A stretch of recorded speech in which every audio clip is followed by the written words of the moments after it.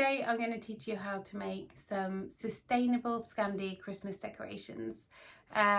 These paper hearts or baskets.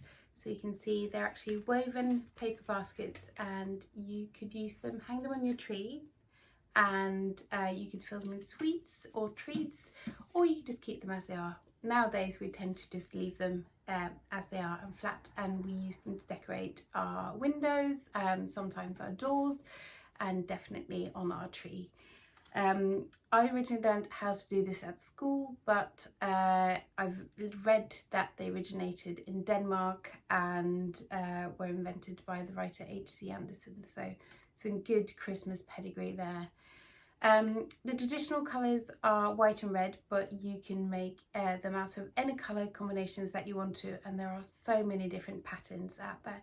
Today I'm going to show you how to make the basic ones, which is this kind of heart-shaped woven basket, and I'm going to show you a couple of quick adaptations in different materials and how different they look by that. So what you need is some paper. For this first one I'm just going to use some coloured parchment paper and some A4 stock. You can literally use pretty much any paper that you have lying around as long as it's sturdy enough. I've pre-cut a couple of bits here. You want to end up with 2 strips about the same size, and these ones are 7 centimeters wide and 21 centimeters tall. A rule of thumb really is that it needs to be 3 times as tall as it's wide. You fold them in the middle, and that also gives you a good excuse to trim them if you want to make them any narrower. So the equipment you'll need is the paper, a pair of scissors for sure. If you want to follow the patterns, and I'll put a couple in the post, then I would recommend that you also have a ruler and a pencil to mark up your pattern. And if you want to get super fancy and do some of the more difficult patterns out there, then maybe also a scalpel could be handy. You can glue the handle on with just some Pritt stick, or I'll be using tape. So starting with the basic basket. So I've got my 2 pieces here. I've folded them in half, and I'm just putting them inside of each other, and that's how you make sure that you get exactly the same distance. Now I'm going to go freehand because this is quite a basic pattern, but I would definitely recommend marking it up, and if you're doing it with children, because it is super easy to do, then it's handy for them if you mark up the paper for them. So getting my trusted scissors, I'm going to cut 4 even spaced slots into this. So, and you want to make sure, so if you see I've cut it like this, you want to make sure, and you can do this when you cut the first one, that your pieces have space for each other, because we're going to weave them like this, and you do that by making sure that you can see your cutting line just above the other paper if you put them at an angle like this. So popping it back inside again and making sure they even up. So I've cut one. Now I've got to cut the other ones to about the same. These basic patterns are quite forgiving. If you're going to do any wavy patterns or narrow patterns, you may need to be a bit more careful. So here I am. I have my 4 little strands. And I'm also now going to, whilst I've got them overlapping like this, cut away the hard corners so that we get a bit of a rounded top. Okay, so I end up with 2 pieces that look like this. Now this is a very basic basket weave, so you just pop one inside. You then take the other one and slot it inside. You go through the middle again, and then pop the end one in. Now this is quite a good time to make sure that you've got the right length. So if you slide all the way to the top, you should then be able to see that you don't see any of the other paper on the outside here. There we go. So you then want to do it the opposite way around. So you just take the other colour, and you make sure that that goes on top. You slide it in through the middle. Now this is quite fidgety.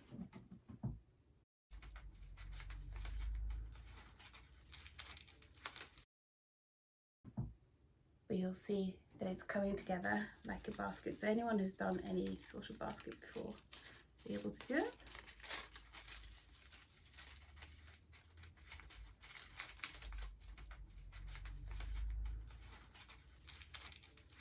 It may look a bit crazy whilst you're doing this, but believe me, it does come together.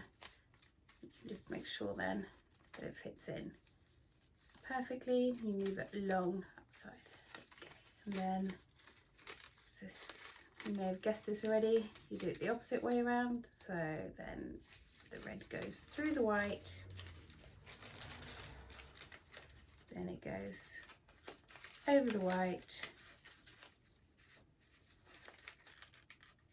through the white,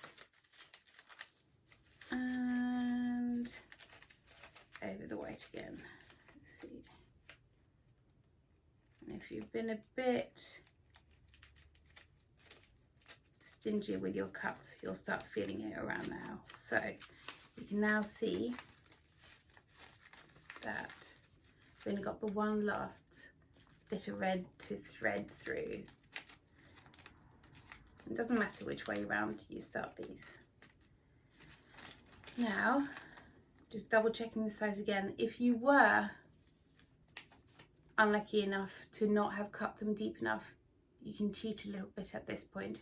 You can basically just take your scissors, you can trim a little bit along the top line, like this. And that means that you can thread it through a lot easier. So we have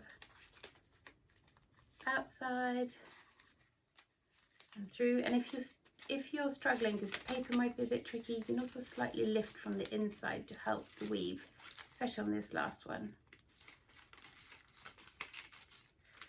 So I have some of these that I made at school that I hang across my window at my parents' place every single Christmas. If they're not up, it doesn't feel like it's Christmas, but that means that I've had them in too many years to tell you. But what it also means is that they last, because they're paper. If you store them, and they store away so easily and flatly, it means that you can have them for years and years and years.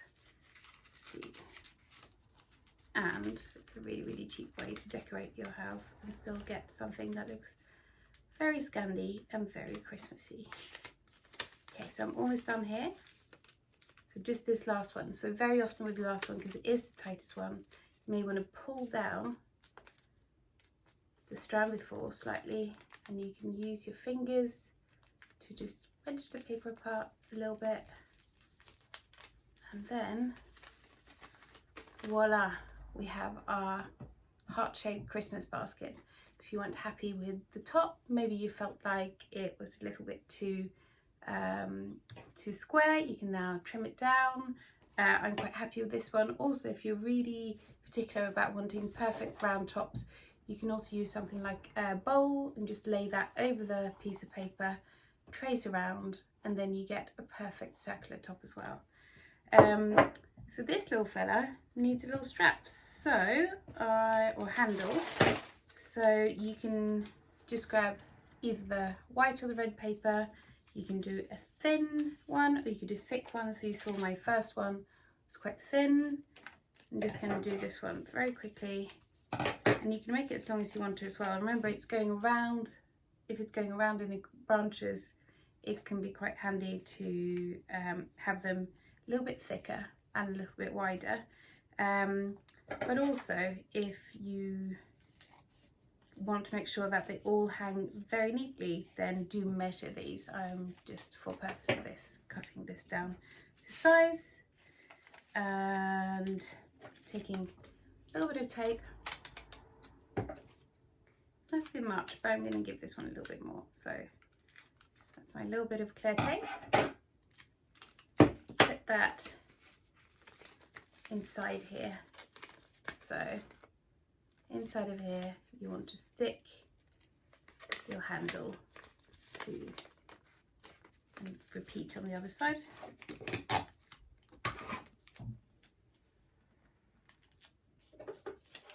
And here we go, a little piece of Christmas decoration done in a matter of minutes, and with paper and materials you got lying around.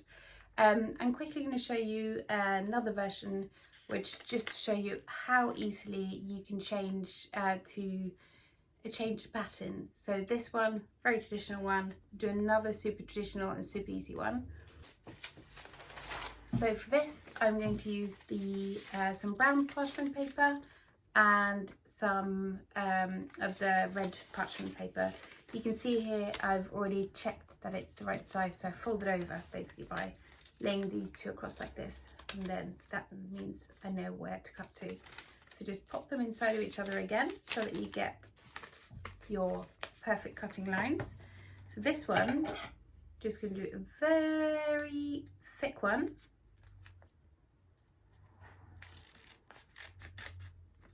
I want to make sure that I go up to my cutting line, which I have put on the inside, but that's okay. You can still feel it. And then this one.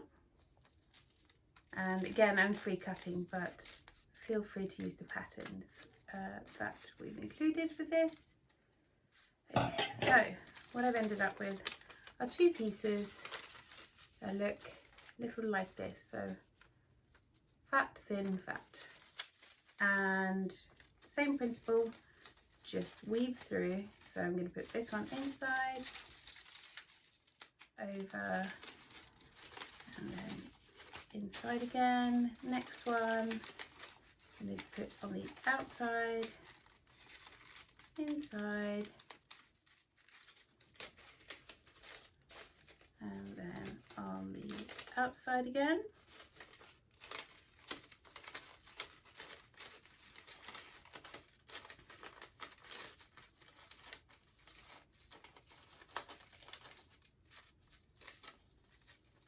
And then inside.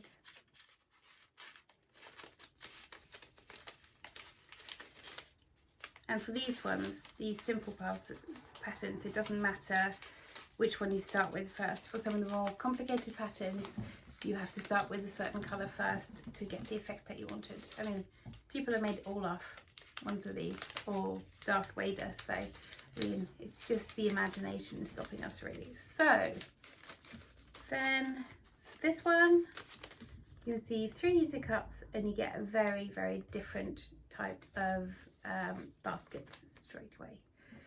Okay, and then to show you some of the materials that you can use, if any of you get a sustainable toilet paper that's wrapped in other paper, you can use that to create some. Here are some black and white ones. I mean, it really is just your imagination stopping you. You can see how the pattern is affected by the prints that you use as well.